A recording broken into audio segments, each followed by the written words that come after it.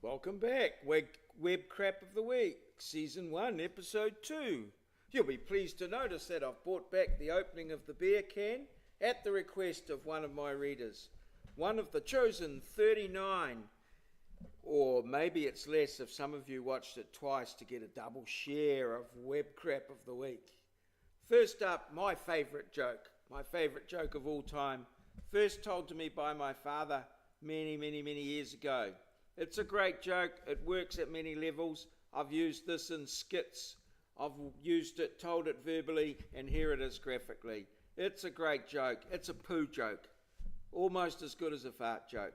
But nonetheless, one of the better ones going around, and one that I use often. Perhaps it might actually turn out to become a dad joke. Oops. Let's move on. Now, last week, I mentioned a quote about Charles Bukowski, and I said I didn't know who he was. Well, I've since done a bit of research for you, had a bit of a check out, see who this Charles Bukowski is. Turns out he's a pretty famous American poet, influential in many respects. He was an alcoholic, addicted person, but a very good poet.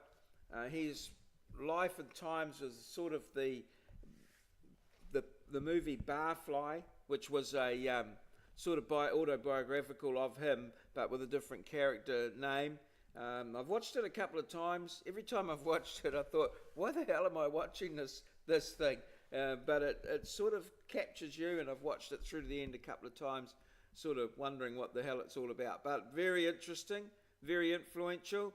It's understood that Charles Bukowski was the role model for the lead role in Californication. So he led a pretty interesting and colourful life, and looking at some of his quotes, he's sort of in your face, rough as guts sort of type guy who made a social commentary.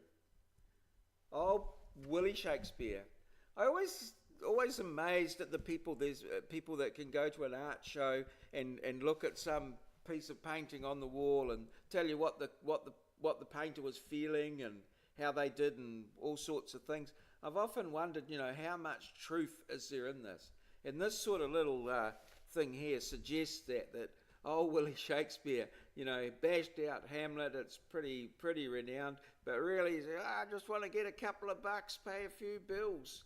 I'm getting behind on the rent. I need to paint the house or pay the bank or something like that. No, I'll just knock out this thing called Hamlet, see how it goes.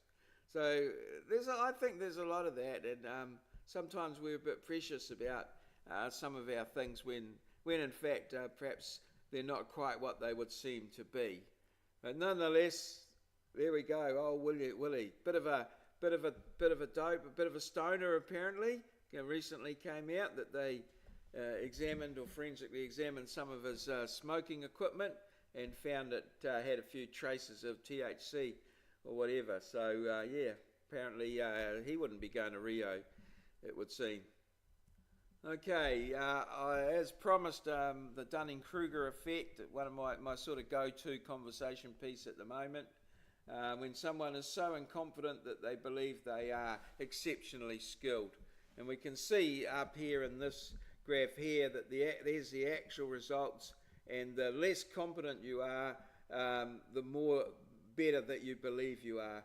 And as it comes up, there's a sort of breakover point where people who are particularly skilled but have a lesser opinion of themselves don't believe they're as clever as they actually are, which this can have some quite interesting effects. I think the thing where I notice it the most, or what it explains for me, is the people that come out on American Idol or America's Got Talent thinking that they can sing and are quite devastated when people tell them that they're out of tune, that nobody wants to listen to them. They definitely think they're way better. And then at the other end of the scale, we get the humble sorts that come out, think that, want to know how it goes and turn out to be, really great. So this is the thing. And finally, this whole thing about expectation, the eyes are bigger than the belly thing. We see something online and think, oh, I must have one of those. That looks great. That carpet there, turns out it's not much bigger than a bar mat or a handkerchief, and we get sucked in time after time.